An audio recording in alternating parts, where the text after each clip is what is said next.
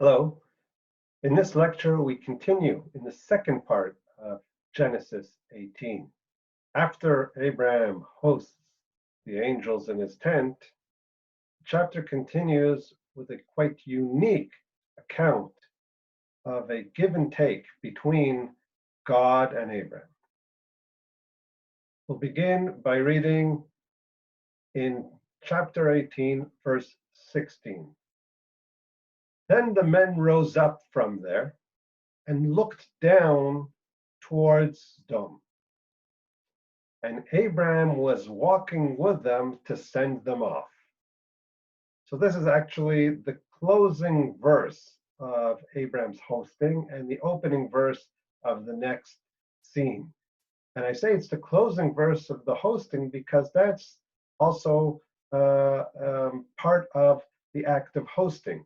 Abraham basically escorts his guests. He doesn't only let them leave, but he walks with them as they depart. And that's another nice element of Abraham's virtuoso hosting of his guests. And these guests now look towards Sodom, and we know why, because that is where their sights are headed. The Lord said, "Shall I hide from Abraham what I'm about to do? Since Abraham will surely become a great and mighty nation, and in him all the nations of the earth will be blessed."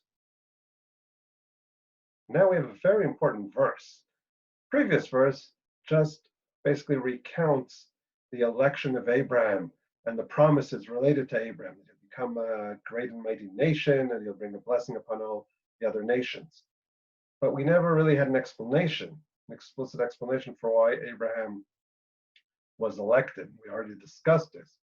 But in the next verse, namely verse 19, we have the closest that we get for an explicit explanation.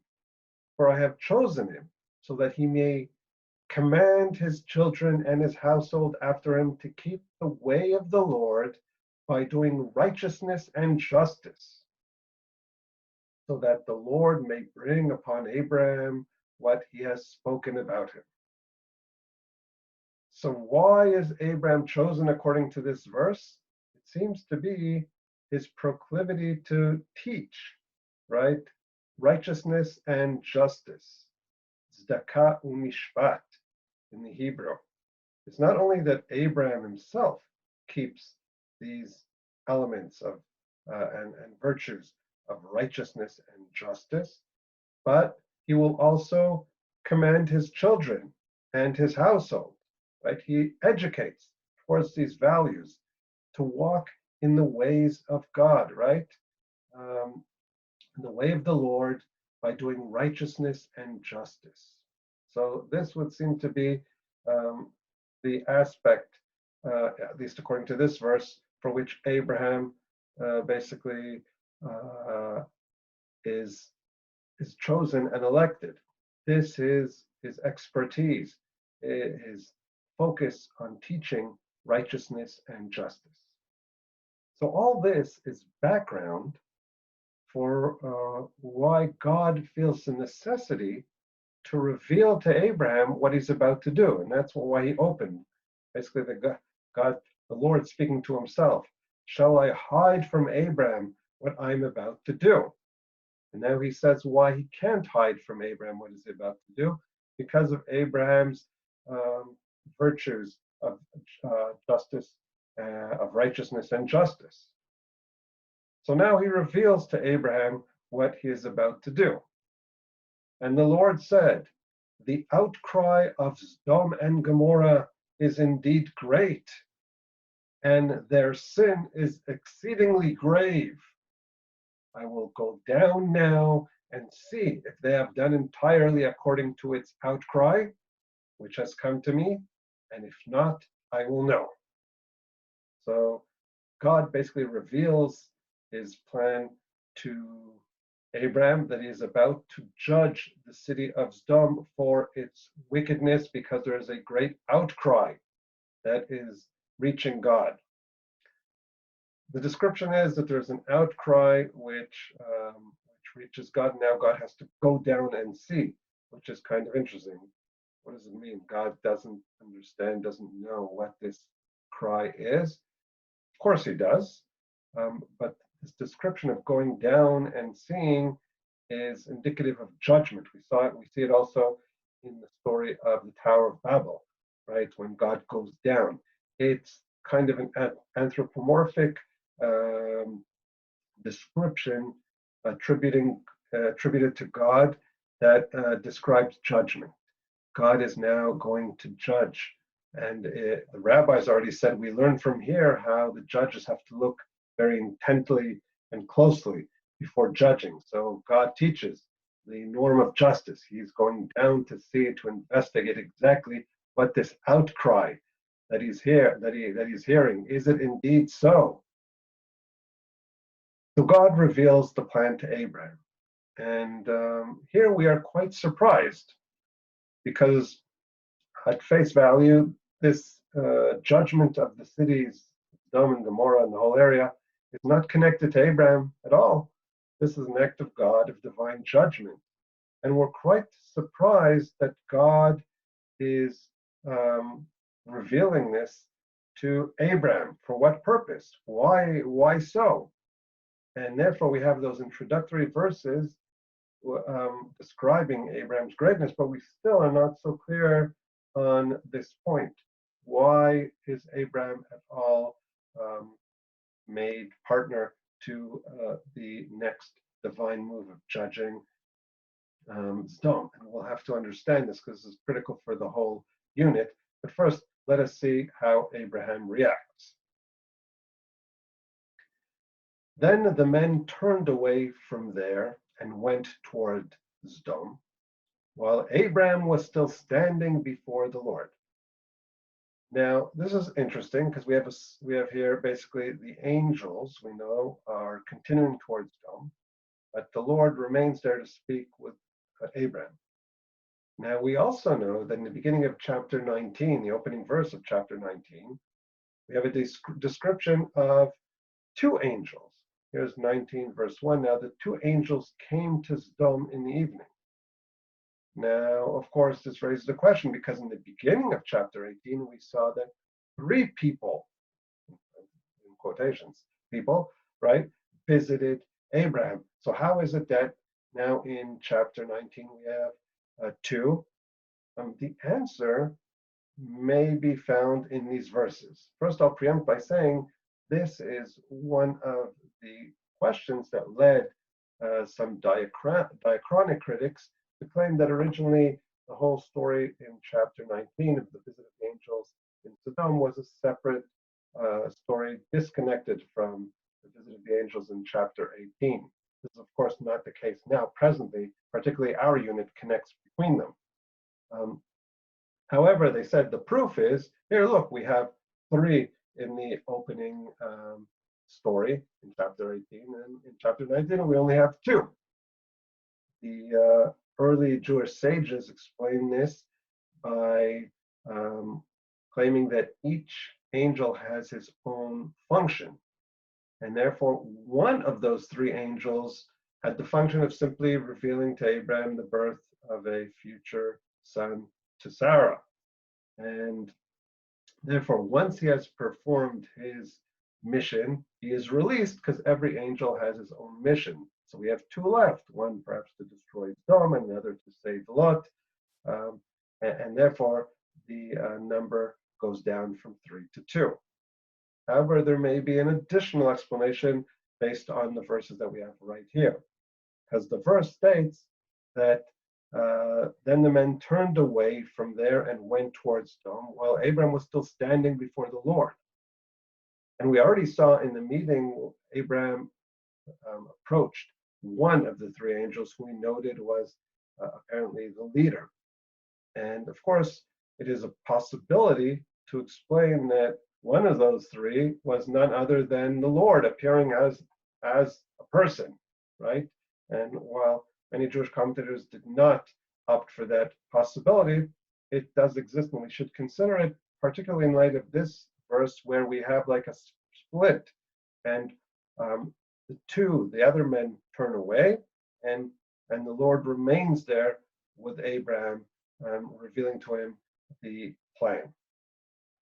So we continue on. Abraham came near and said, "Will you indeed sweep away the righteous with the wicked? Suppose there are 50 righteous within the city. Will you indeed sweep it away and not spare the place for the sake of the 50 righteous who are in it? Far be it from you to do such a thing, to slay the righteous with the wicked, so that the righteous and the wicked are treated alike.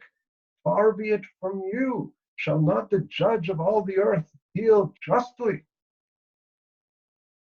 So here we have a very powerful and shocking speech by Abraham, which basically accosts God, right, and claiming that this is totally unjust. How can you destroy the city?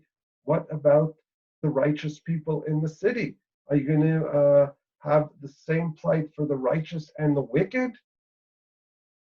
So Abraham is under the understanding that the whole city is about to be destroyed, and he's totally shocked and even taken aback by this. And then he has this long speech, towards God, which is one of the most unique speeches we find in the Bible of a human, speaking to God and critiquing him for lack of justice. And this was, of course, based on the introduction that said that Abraham is going to be focusing on justice and righteousness. And now he sees injustice in what God's going to do in destroying the whole city. And he says, what about the righteous? Will it be the same? Will you sweep away the righteous with the wicked? So we have a claim on the part of Abraham that God's judgment is lacking justice, is not righteous.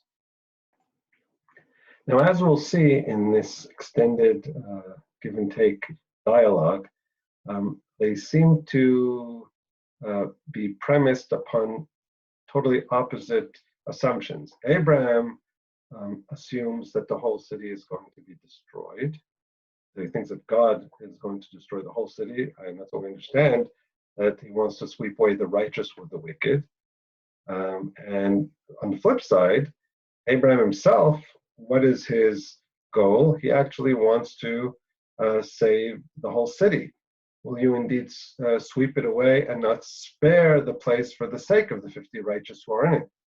So we have kind of a polarized discussion here. On the one side, Abraham understands that God wants to destroy the whole city, the wicked and the righteous, and Abraham wants to save the whole city, the wicked and the righteous. Of course, we'd expect some middle ground position where God will save the wicked and judge. Save the righteous, of course, and judge the wicked.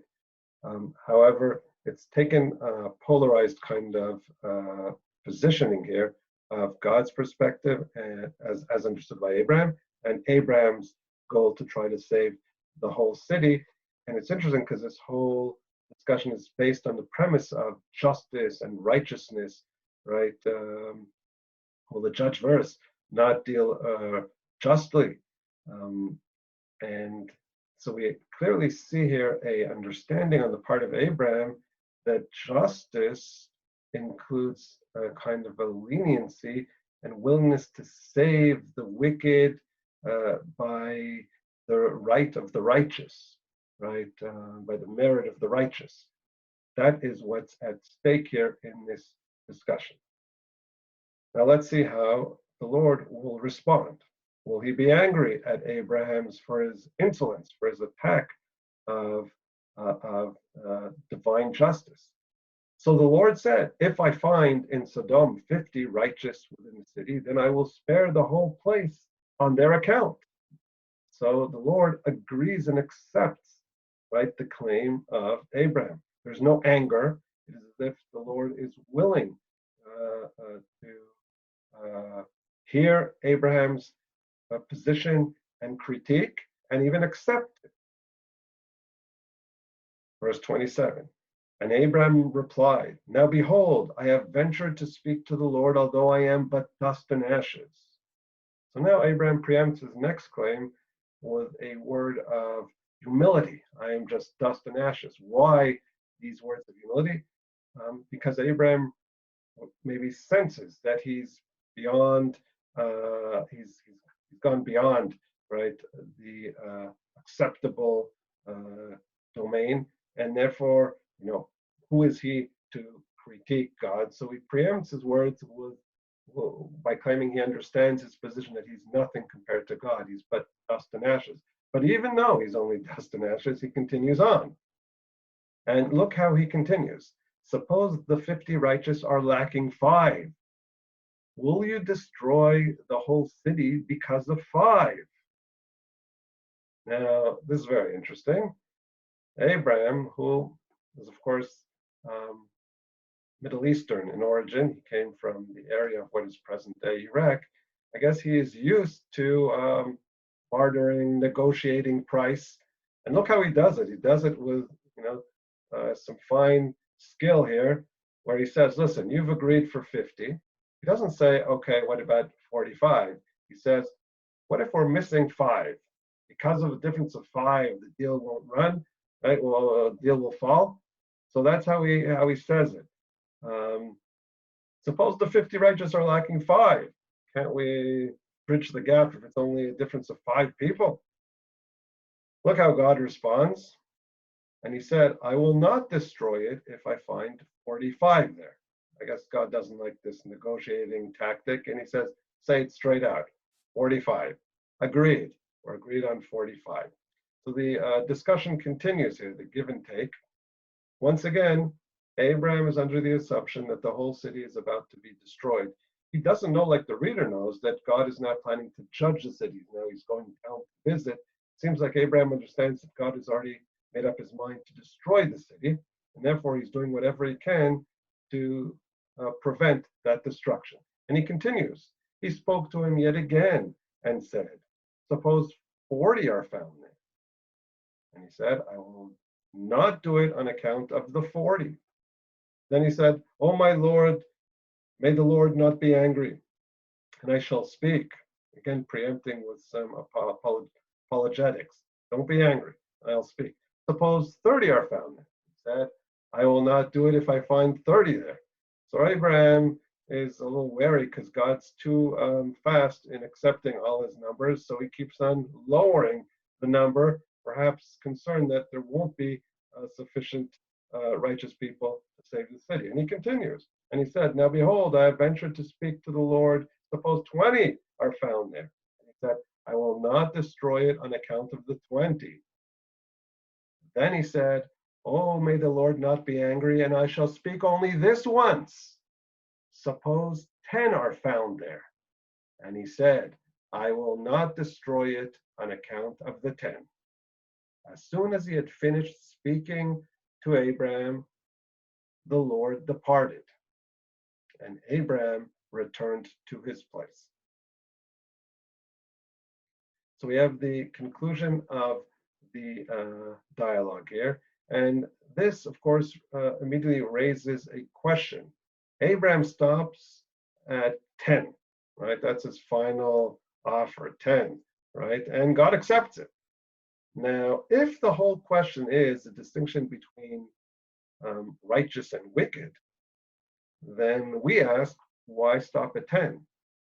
What about 1?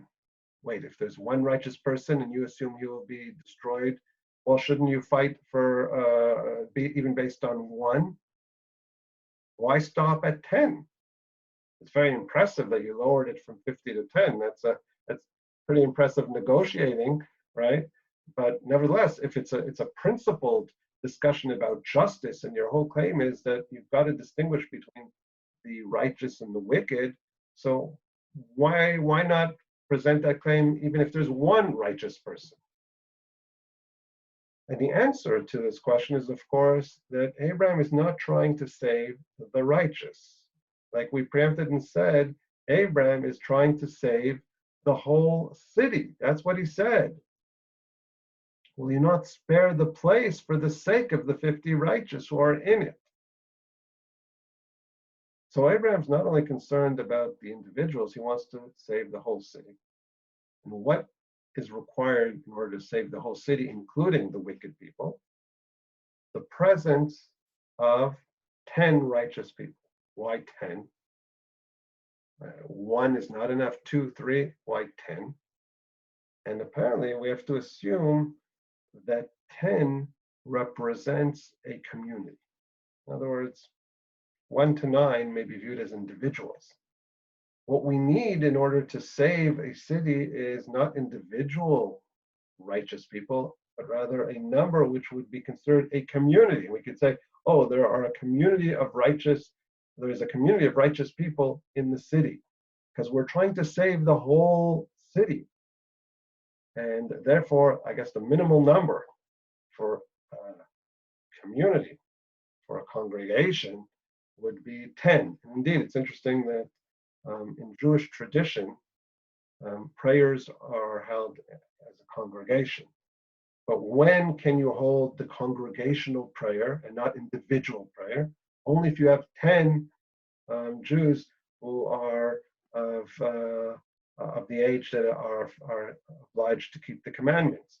And hence, you can have 9, there'll be 9 individuals who will be praying as individuals. 10 creates a community, and then the prayer changes from individual prayers to a communal prayer, which adds substantial aspects to the whole prayer, including a whole repetition of the prayer as a communal prayer, right? So this may be what's behind the idea here in Sodom. In order to save Sodom, we need a community, and then the whole city could be considered, a city that also has a community of righteous people. Therefore, the city deserves to be saved as a community.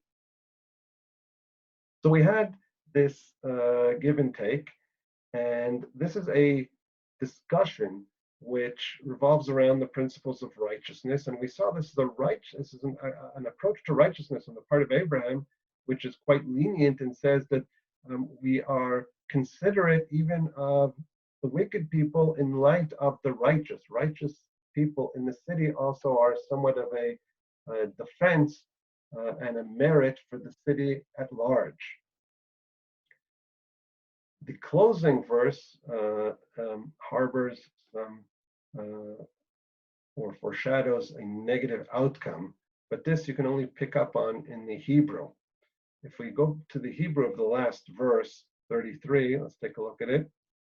Vayelech Hashem kasher kila ledaber el Avram. As he finished, kila ledaber, let's see the English, right? As soon as he had finished speaking, that's the kila, right? Now that word kila has a similar appearance, not the exact same word, earlier on in the beginning of the unit. When God explains what he's about to do in verse 29, he says, I will go down now and see if they have done entirely according to its outcry. That word entirely is a translation, sometimes translated altogether, and it's not totally clear how to understand the word. It's the one possibility, but what is clear is the Hebrew. The Hebrew in that verse is similar to that same word that we saw here. 21. Erdana ve'rakata ba'olai asu kala. I'm emphasizing the word kala.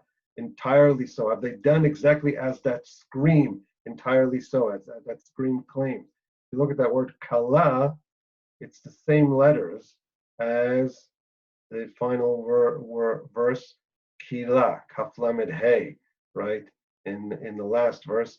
So we have kind of a reconnecting the similar spelled words, reconnect and foreshadow that indeed, as this cry that reaches God has said, things are indeed happening entirely as that scream is saying, and therefore we are reminded of the mission with that Hebrew. You miss out on it in the translation. If we go back to understanding the scene as a whole, we are, of course, not only surprised by the voice of Abraham and his critique of God, and God's openness to accepting Abraham's position, right? Not showing anger, but even accepting Abraham's claim, were also kind of surprised by the whole unit. Like we said, why is Abraham made privy to the future judgment that God is going to make on Sodom? And we could have just gone straight to the judgment. And it seems clear from the opening of this unit that that was the purpose of the visit of the angels. Their whole purpose was to inform Abraham. God wanted to inform Abraham and then continue on and judge Sodom, right? It happened as of the matter that because Abraham showed such wonderful hosting, that God also reiterated the promise of a son to Sarah. But the purpose of the visit, that's an outcome of Abraham's behavior, but the purpose of the visit was to inform Abraham about what God is planning. And we ask why? Why is it so important to inform Abraham? And I think the theological implication from this unit is that Abraham here is somewhat described as a partner with God in judgment. Right? God wants Abraham to understand his judgment, and he wants to inform him and wants Abraham to understand his righteousness. And it is as if, and this is something very far reaching in this unit, it is as if God and Abraham here are described as cooperating together, as working together as a team in judgment. And together they discussed what will be the principles for determining whether the city will be destroyed or spared. And here we have a far-reaching, like I said, theological ramification of the role of man, or at least the role of Abraham, and as such, the father of the Jewish people, the role of the Jewish people in God's judgment. They work together and as a team in judgment, and God informs Abraham of his future judgment. So we conclude the chapter with God basically accepting all of Abraham's claims. Even if there are 10, that'll be enough to save the whole city. Did Abraham's discussion change anything in God's position? We're not informed. God is accepting of each and every one of Abraham's claims and requests. What's yet to be seen is how will this play out? Is Abraham's intercession, will it do, of course, any good to the city of Sodom? And that, of course, leads us to chapter 19, continuing with the two angels who marched on from the area of Hebron, the Oaks of Mamre, to the city of Sodom in the east. Now, the two angels came to Sodom in the evening. We have the mention of the time, right, the chronology, and of course this gives us a sense of continuity and flow in the narrative, because the hosting by Abraham was specified as in the heat of the day, namely in afternoon, right, midday. And now, after they were hosted, they reached Sodom, I guess in angelic speed. They reached Sodom to the east in the evening. And Lot was sitting in the gate of Sodom. So now we're informed of Lot was sitting. This, of course, is reminiscent of the opening of chapter 18, where we had Abraham sitting in his tent, the opening of his tent, and he sees the visitors. And now Lot is described as sitting as well, but this time in the cities, and we don't have mention of a tent. We've moved on to the city from the countryside, and he's sitting in the gate of Sodom. What does that mean? Why is he at the gate of Sodom? Different possibilities have been raised. In older Jewish commentary, including the sages, said that he was a judge, and judgment was carried out at the gate, which is a possibility, although not a necessity to interpret that. Others have suggested that he was waiting at the gate to see if he could spot any guests, because he wanted to host guests, and that may be so as well. And that, of course, speaks a lot about Lot's character, waiting and looking out for guests. Another point is that maybe the positioning of Lot to begin with at the gate, namely at the periphery, at the border of the city, may also intimate or symbolize his status as being peripheral to Sodom, namely one who is not, totally part of the city of Sodom, somewhat borderline on an outsider. That is another possibility. Of course, it's different from saying that he has a leadership position or a position as judge in the city. But I think and we'll see throughout the story, the location is important. And here we've got Lot's, placed at the outskirts of the city, at the gate, right? The transitory position between outside the city and inside the city, the gate.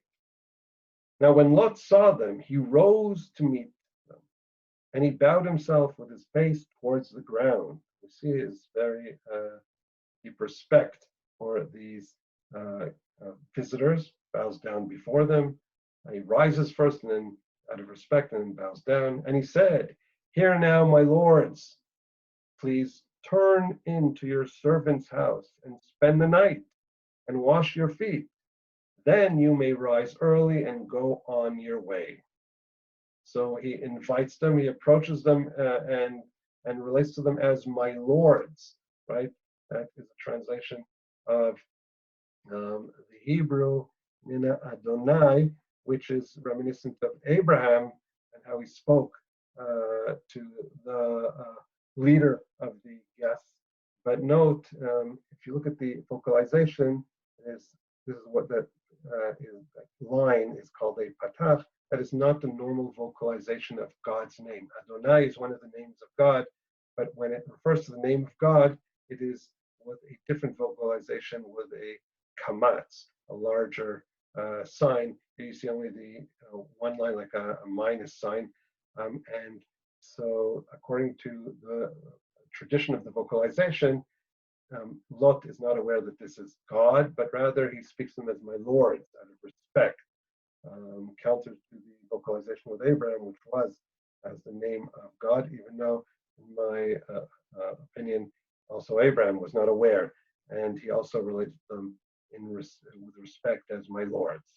So he tells them to come to his house, and he also offers them that they can sleep there, spend the night, wash your feet. We'll call it a bed and shower, no breakfast included. Bed and shower, and then you may rise early and go on your way. So this is very similar to the opening scene in chapter 18 of Abraham hosting the visitors. We move to their response. And they said, "No, but we will spend the night in the open square." I prefer the translation barehov, in the street. We will spend the night in the street. And here we're surprised, because whereas Abraham's invitation was directly accepted, here the angels reject it. Why so? And I think the answer is because they are here on a mission. Their mission is to judge the city. And in order to judge the city, they have to be acquainted with what's going on in the city. And for that, they have to be out in the streets. They don't have to be closed up in one person's home. So in loyalty to their mission, they reject the invitation. We're surprised, but we understand it when we remember why they reached this city. Moving on to the next verse, but he insisted strongly. It's a translation of the Hebrew vayiftzar. Let's take a look just at the Hebrew. In verse 3, the beginning, vayiftzar, right? He insisted very strongly. Lot is not accepting of the refusal, and he presses them strongly. So they turned into him and entered his house. And here we're once again surprised, because on the one hand, we saw a rejection by the angels. We know they're angels, by these guests. And we said, okay, the angels will decide because they're on a mission. But then when Lot is very insistent, then they agree to move on to Lot's home. So it seems as if sometimes human stubbornness can change the plans even of angels. So they move on to his house. Then he made them a feast and baked unleavened bread, right? Matzah, baked unleavened bread, and they ate. And here we have another example, which of course reminds us of what we saw in Abraham's hosting in the previous chapter. Because Lot did not promise any food. Like we said, it was only bed and shower, right? And suddenly, what do we have? Lot making a feast. He says, a feast, and he also gives them matzah, unleavened bread. So they eat. And here we have another example of saying little and doing a lot, just like we saw with Abraham. And we have a lot of parallels here, right? With the invitation, with the respect, with the speech, and with the actions of Lot in comparison to what we saw with Abraham.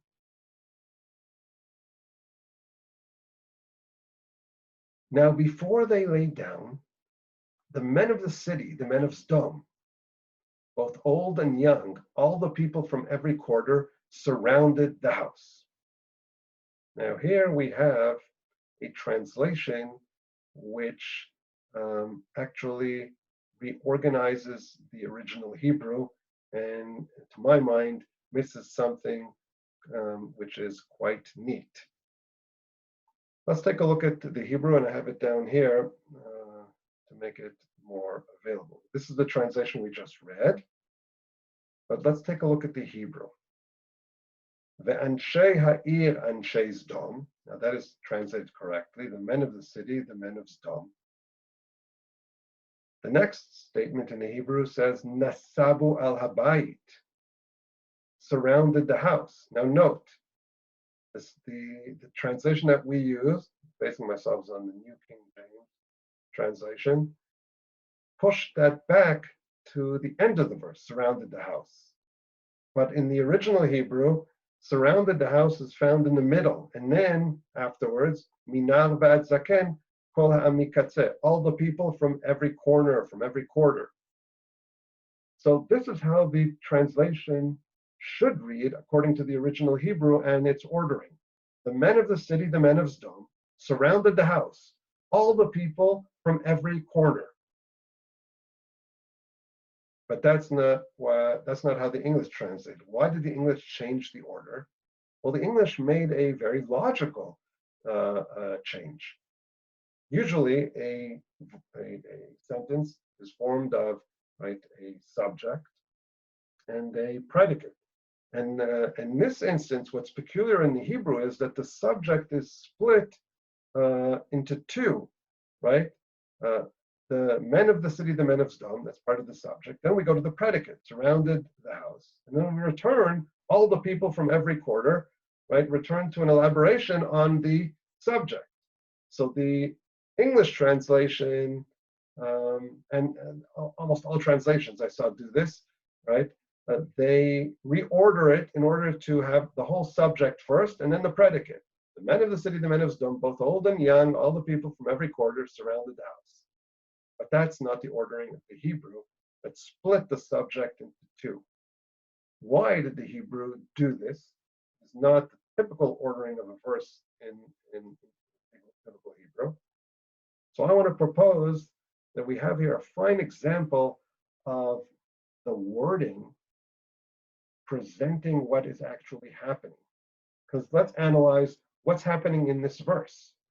The people of Sodom, they guess somehow or another, knew that there are guests in Lot's house. Maybe they saw them, they spotted them coming in.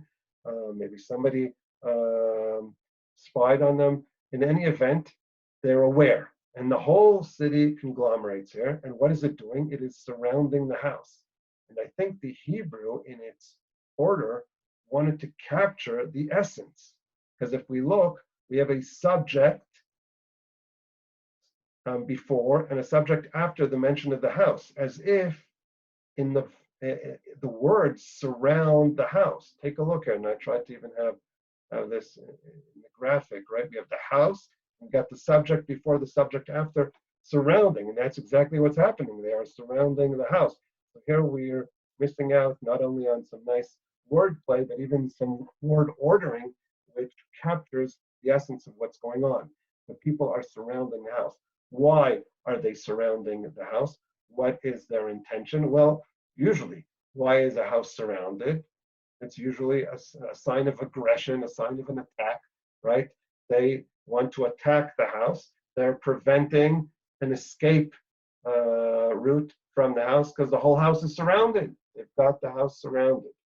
And if we read closely, the wording itself of the subject, it says, the men of the city, the men of Sodom.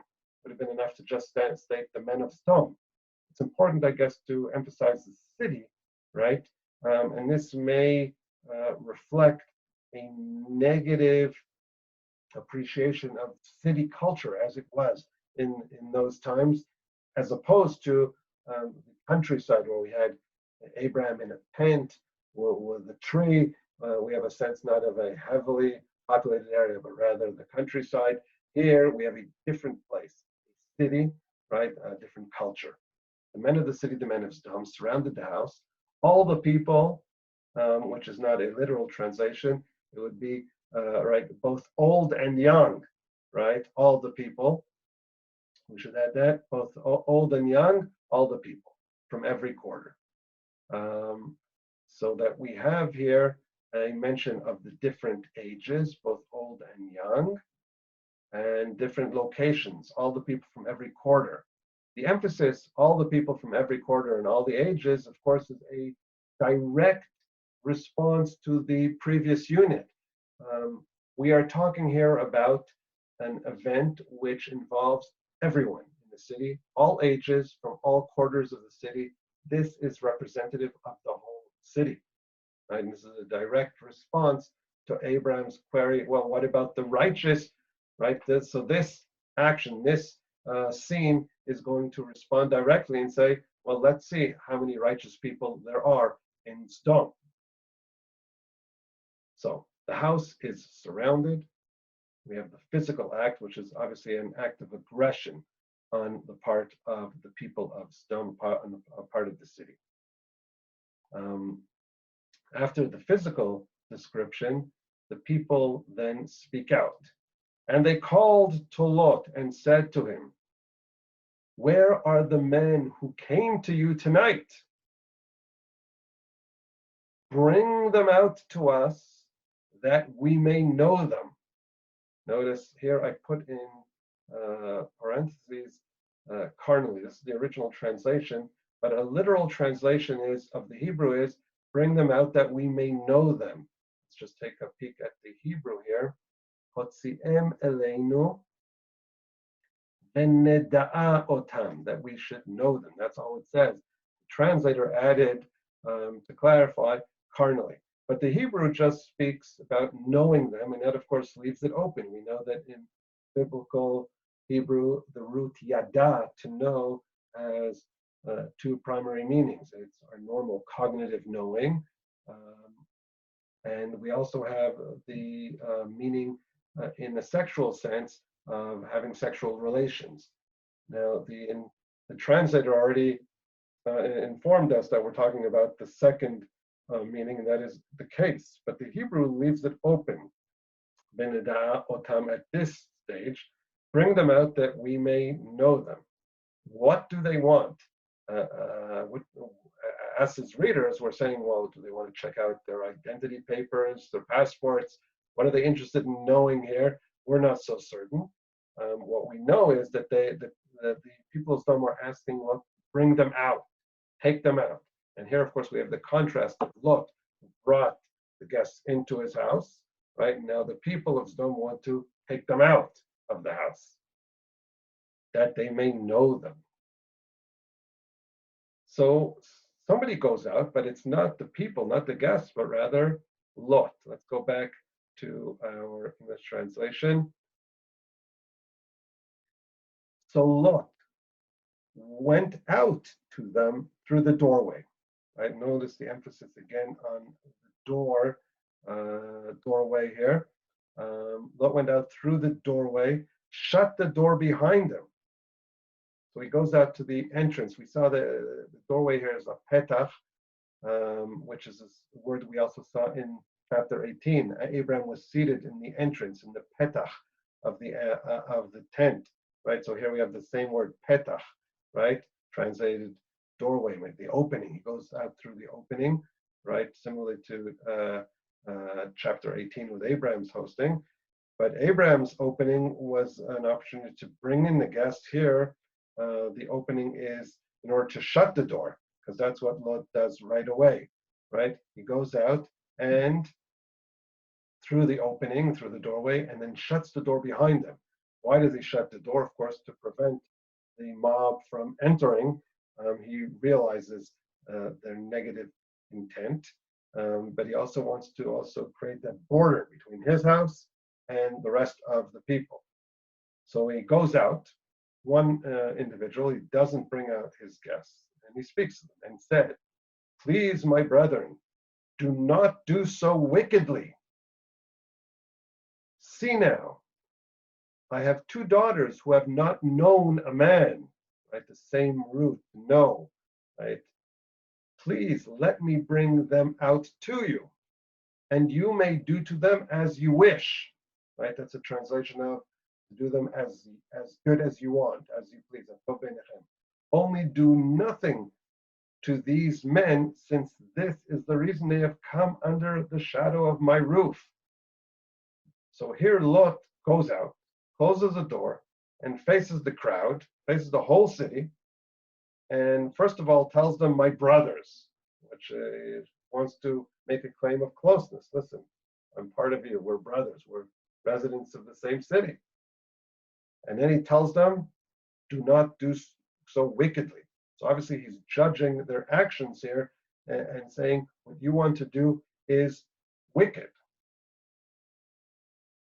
Now from the continuation, we understand what the people of Sodom intended. What did they mean by bring out those people so that we may know them? Because Lot has an alternative offer. In other words, he, I guess, understands that there's no possibility that the people will be satisfied unless he has an alternative. So he offers this alternative, this shocking alternative. He offers two daughters who have not known a man. So here we see the obvious, right, meaning of the root in a sexual sense. And he says, "I will bring them out to you." You wanted the two guests? No, I'll bring out my two daughters instead and do to them as you wish. Like I said, that's the translation of the Hebrew. And here we also miss out in the English translation on a certain ironic component to the language, right? He first told them, don't do wickedness, ana from the word ra. And then he says in his counteroffer, do to these two daughters virgin daughters that I have, do them katov beinechem, as good as it pleases in your eyes, right? So we have the counter of ra and tov, right? And of course, this shocking proposal is heightened with in light of the usage of moral, valuatory language. So Lot is on the ball by saying what these people of Sodom want to do is wicked, right? Don't do this wickedness.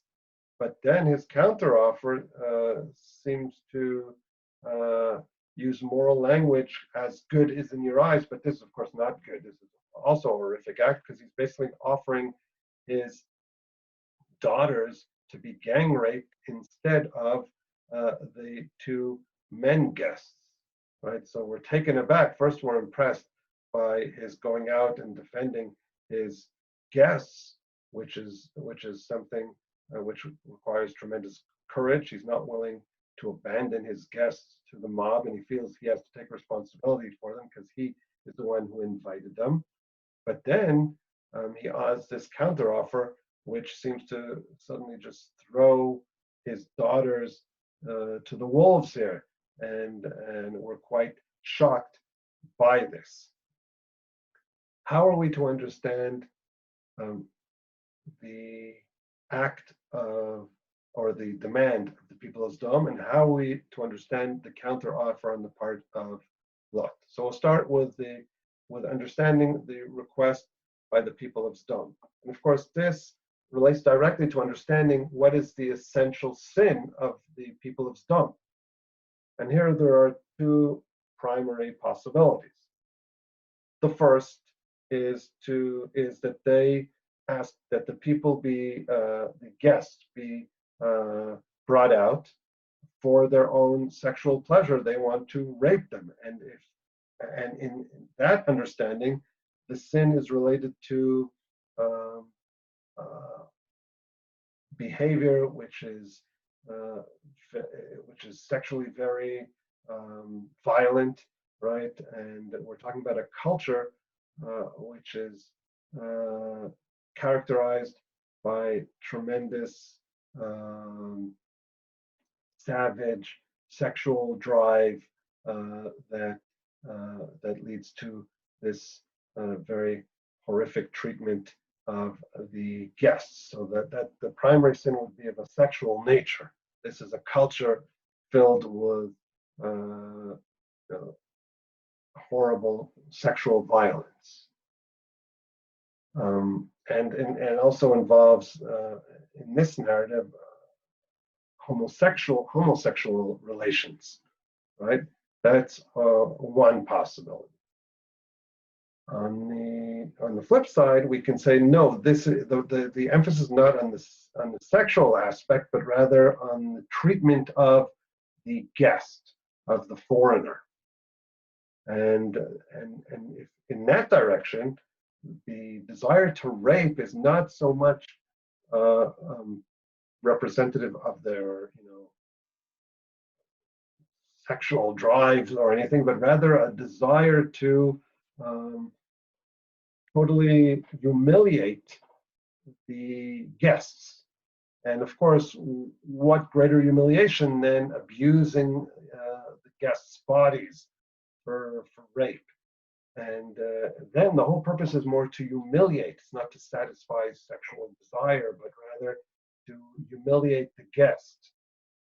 Which of the two options do we opt for? Is a sin rooted in sexual perversity and violence, or is the sin rooted in the maltreatment of the foreigner, of the guest? Well, if we look in early interpretations, the sages emphasized the issue of the maltreatment of the guests, and in fact, we see a similar approach in the prophet. In the book of Ezekiel, in chapter 16, towards the end of the chapter, verse 49, in the critique of the city of Jerusalem, and it's compared to Sodom. So we go back, and the prophet says, "Look, this was the iniquity of your sister Sodom, right? Your sister Jerusalem is Sodom.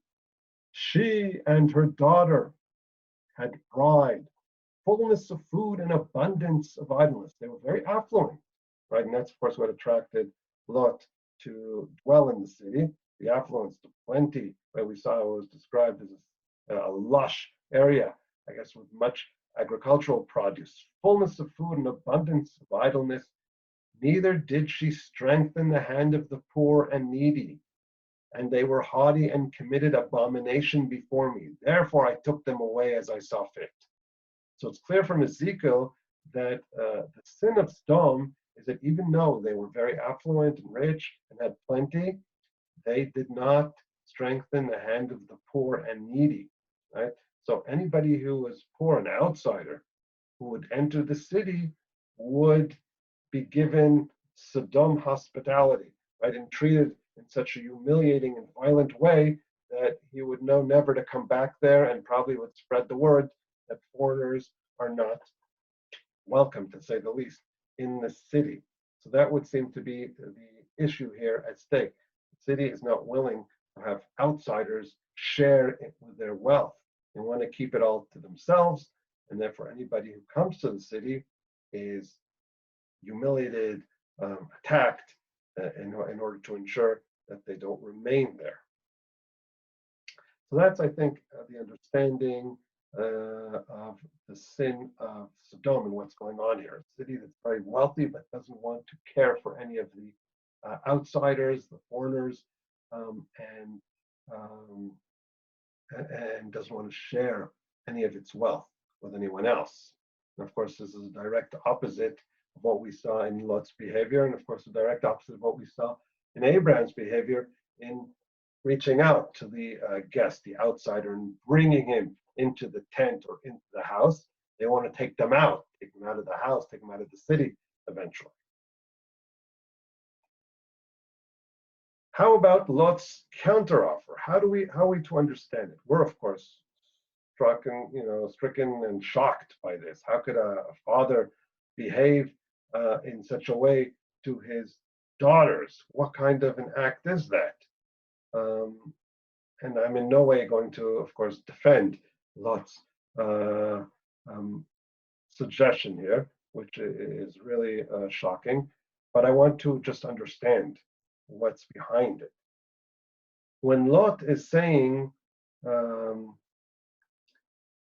take my two daughters and do to them as you please, just don't harm my guests, right? Because I invited them. He's taking responsibility for his guests, and he's offering something else, and we have to understand what's behind this offer. In biblical culture and in ancient culture, the attitude towards children is that they basically belong to the parent. And for that reason, for example, there are laws that say that if somebody harms man's daughter, he has to compensate. But who does he compensate? The addressee for the compensation is the father. Let us see it, for example, in the book of Deuteronomy. We read in Deuteronomy chapter 22, if a man finds a young woman who's a virgin, who is not betrothed, and he seizes her and lies with her, in other words, has sexual relations with her, rapes her, and they are found out, then the man who lay with her shall give to the young woman's father 50 shekels of silver. So he has to pay a fine. And she shall be his wife because he has tormented her. This is my translation. I think that's the proper word translation of now. Because he has tormented her, he shall not be permitted to divorce her all his days. He has to take responsibility now.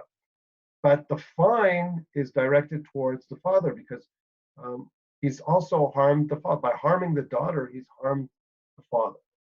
Now, if we take that frame of mind and apply it to Lot's offer, so the logic behind Lot's counteroffer is, do not harm my guests, rather harm me. That's what he's proposing. Now you may counter and say, okay, if he wants to do that, why not offer himself, literally, right? Why does he offer his two daughters? Well, I think there are two answers to that question. For one, we know from later on in the story that Lot is already an old person. So apparently that would not be a very attractive counteroffer, wouldn't be considered, assuming also that the guests were, as angels perhaps, had a more sprightly and young appearance. And second, we know that there are two guests, and notice he has to counteroffer with two daughters. So that is, I think, the logic behind. He's saying, don't harm my guests. Instead of that, harm me. Okay, that's in no way, of course, justifying this. But Lot's, of course, in a very difficult position, and that's of course an understatement. He's got a whole city, right, at his door, demanding to deliver the guests to them. So he has that counter offer, and let's see now how the people of Sodom will respond. And they said, "Move away, get out of here." In other words, get out of our way. He's standing in front of the door. They tell him, "Move away." And they said, "Will one come as a temporary resident?" This is my translation. Will one come as a temporary resident and act as a judge? Now we will deal worse with you than with them. So the first question that we have in this response is that it is broken up into two, and we have the double statement, and they said, "Move away." And they said, why is that split up into two? It seems like it's the same people saying. You may suggest that maybe we have different people in the crowd saying different things, but I think a simple reason is this is one unison voice. All the people are saying the same thing. Move away.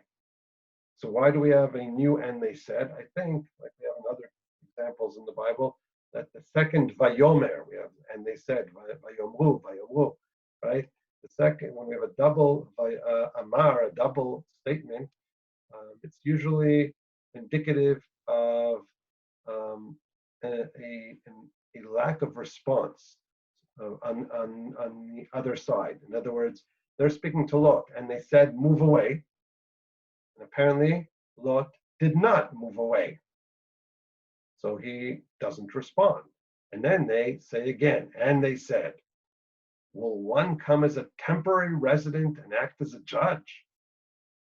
Now, this is a loaded statement. Let us first remember what Lot spoke to them.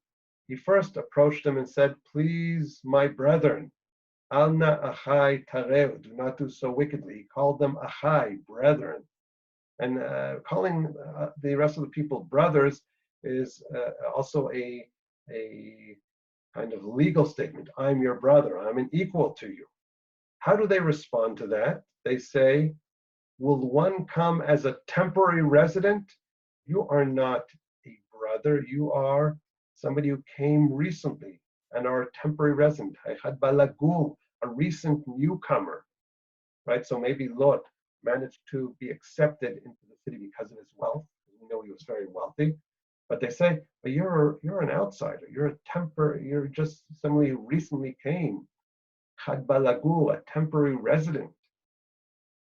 So they refute or reject his claim to equality as a brother. No, you're not a brother. You're a ger. You're a temporary, just a newcomer. Beyond that, they'll say not only you're not a brother, but you are coming as an outsider and you're acting as a judge, right? Are you going to judge us?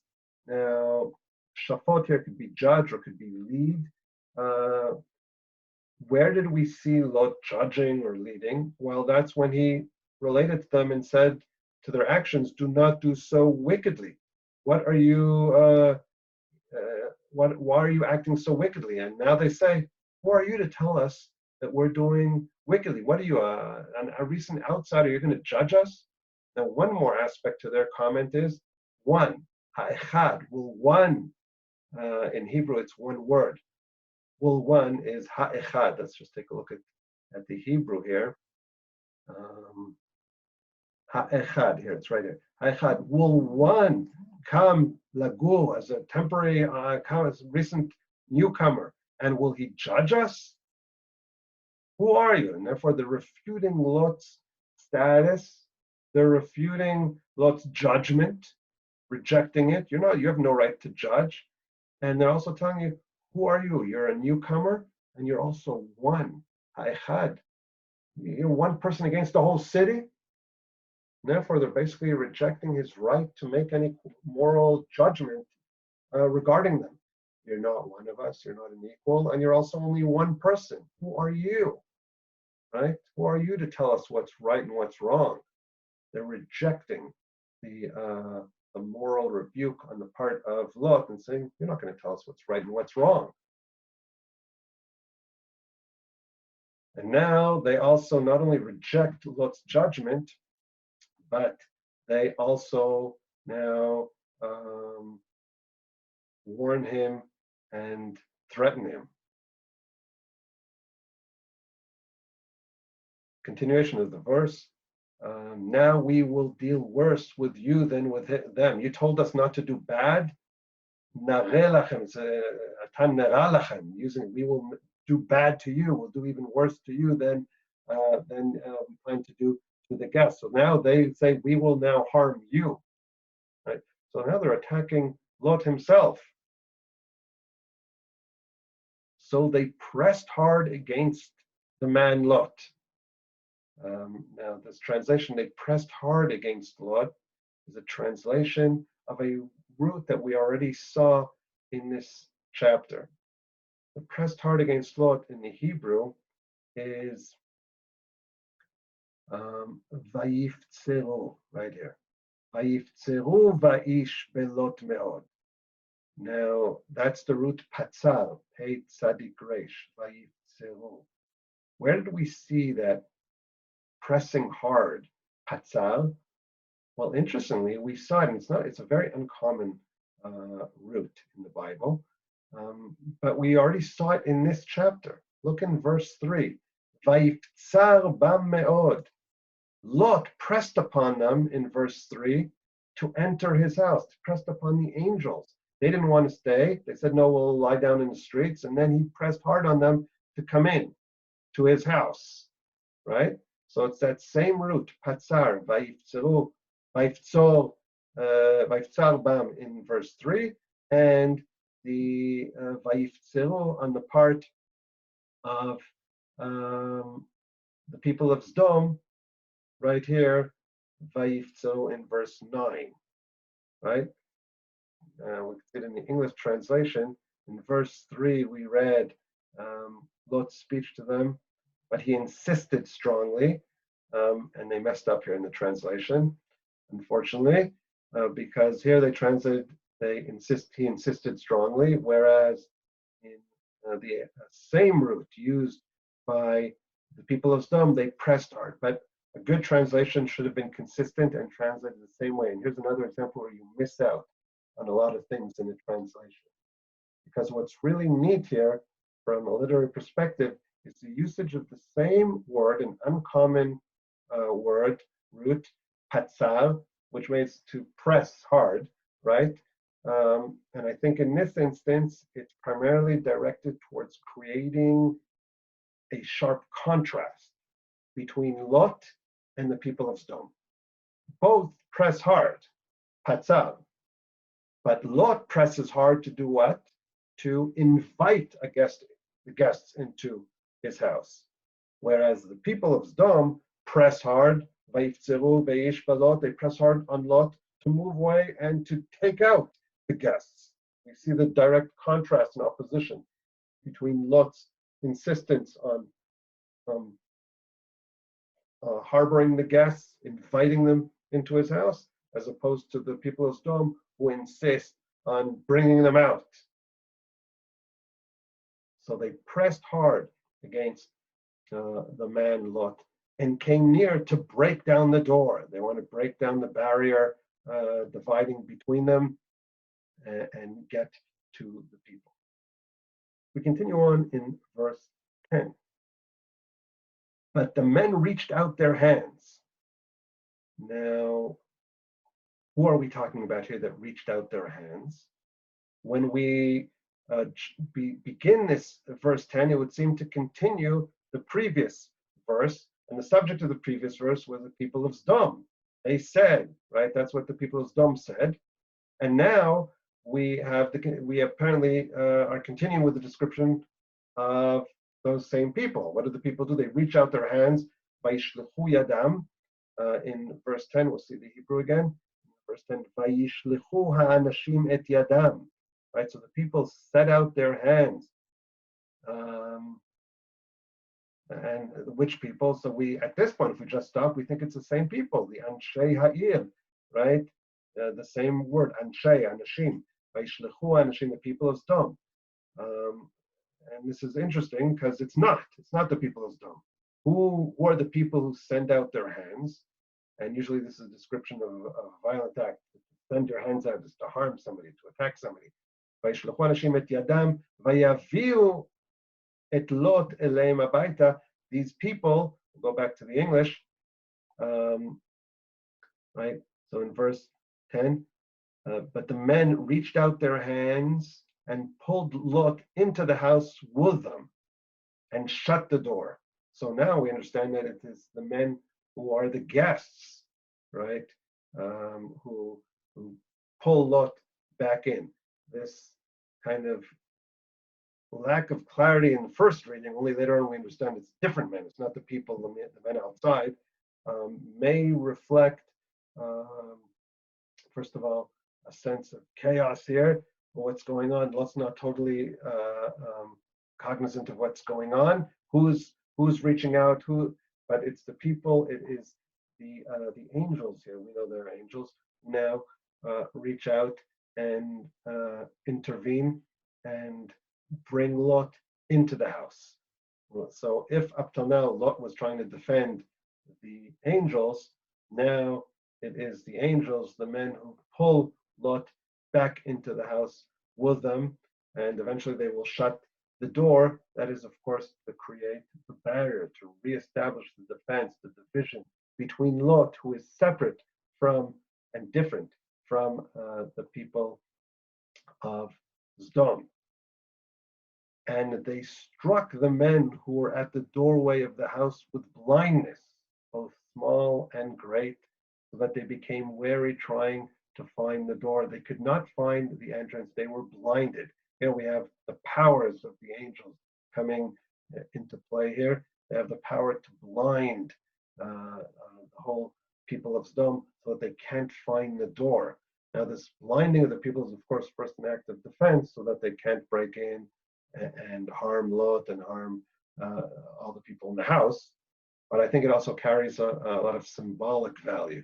The incapacity of the people of Sodom to find the entrance, I think, represents their moral blindness. These are people who don't distinguish between good and evil.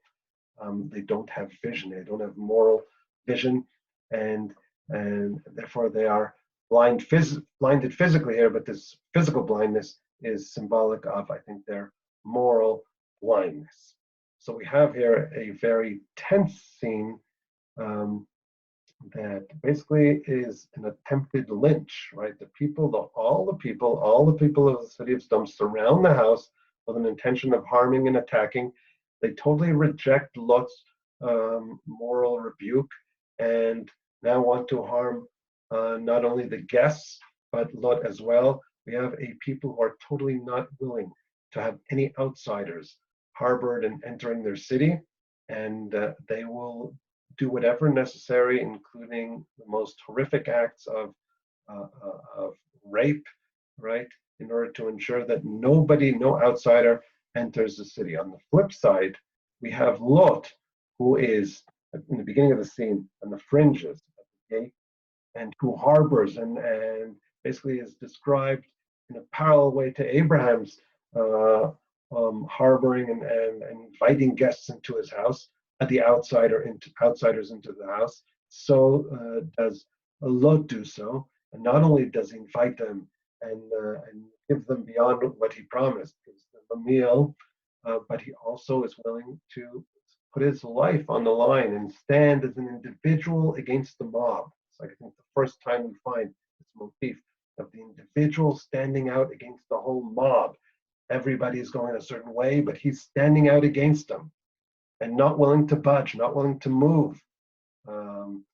And this scene definitely depicts Lot as, very committed to the saving and hosting and saving the strangers from his wicked Sodom neighbors. On the flip side, we also saw some shocking suggestion about his daughters, but that was not accepted by the people of Sodom, and they now want to get their hands on the guests and on Lot himself. We'll stop here and continue, God willing, in our next lecture and find out how this frightening scene of the people of Sodom and the tension between the guests who have come to judge the city and Lot, how all this plays out in the continuation of the chapter in our next lecture.